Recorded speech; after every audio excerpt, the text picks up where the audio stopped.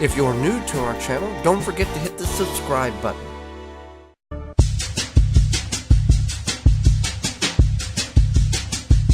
Now back to the Wisconsin Vegetable Garden Radio Show with your hosts, Joey and Holly Baird. Welcome back to the program, the Wisconsin Vegetable Gardener. I'm Joy Baird. On the phone is... Holly Baird. There you go. We're going to talk about a number of things here in which a lot of people struggle with each year, and Holly and I see this on a regular basis, that everybody's gun-ho in early in the spring. They run to the garden center. It's getting warm. They go buy a bunch of potting soil and seeds and plant starts and all this stuff, and they put it in the ground, and then by July, the weeds look like a field that's ready to be mowed down for hay for cattle, and it just they lose interest because of a variety of factors, and we're going to go over some of these to prevent you from having this occur to you, because obviously there's some interest if you're going to the garden center, investing your hard-earned dollars to buy the merchandise to help you plant and help you put a garden together. We want you to succeed. We want you to get a reward out of it, whether it's a container garden or a backyard 40 or just a couple of, this, that, or another. So right, definitely. And I think the first one here, we talk about this a lot because people say, and we've even had guests say this, what's a mistake people make? How do you prevent burnout? And it's starting too big. You may be a new gardener. You may have a friend who gardens or know somebody like us, and you're like, well, my neighbor does this, and he's got this huge plot and blah, blah, blah, but I've never gardened in my life.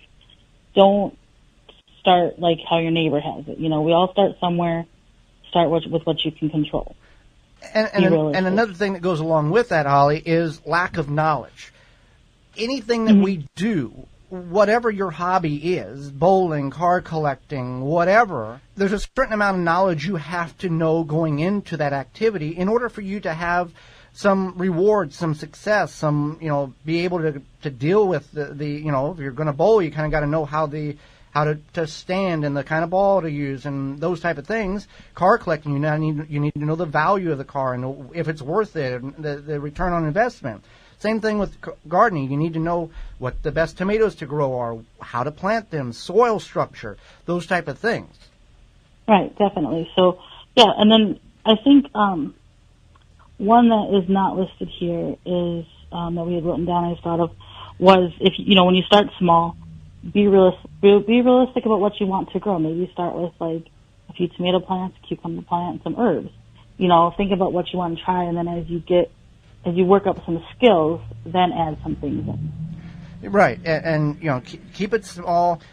Be realistic, and you got to prepare the soil. 90% of your garden should be soil preparation, and 10% should be the planting and harvesting of that in which you planted.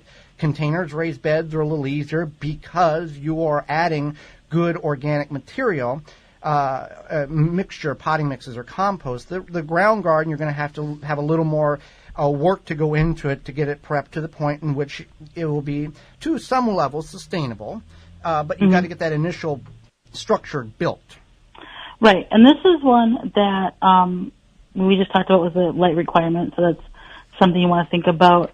And then obviously keeping track of your water, but then the soil. We always talk about the soil.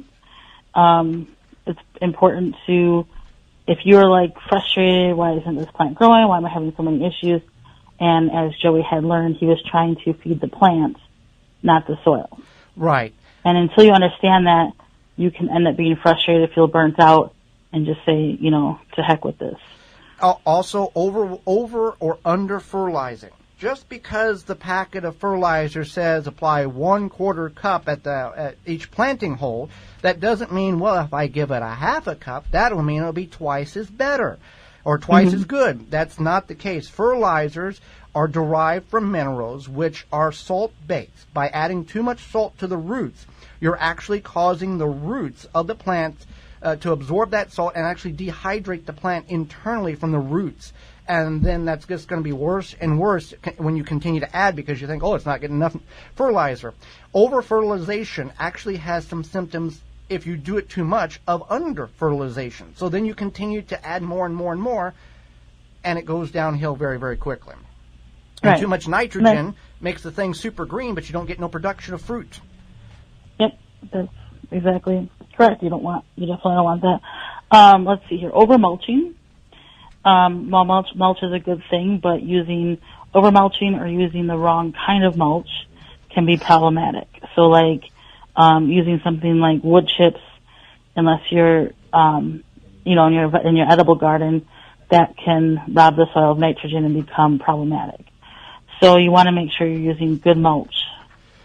And that's right. You want to be aware of these things and just basically start simple, understand your soil, be realistic with what you have going on, and then you should be able to be more successful at producing what you want to grow. And we're always available at twvgshow@gmail.com to always answer any of your questions.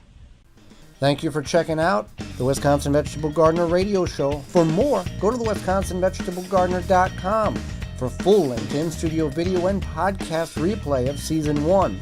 Season 2 underway and added weekly. Tweet us at TWVG Show or hashtag TWVG to be part of the program.